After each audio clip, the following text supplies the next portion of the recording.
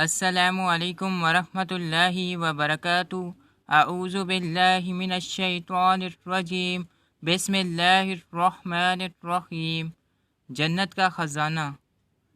نبی صلی اللہ علیہ وسلم نے فرمایا، اے عبداللہ بن قیس، کیا میں تمہیں جنت کے خزانوں میں سے ایک خزانے کے متعلق نہ بتاؤں؟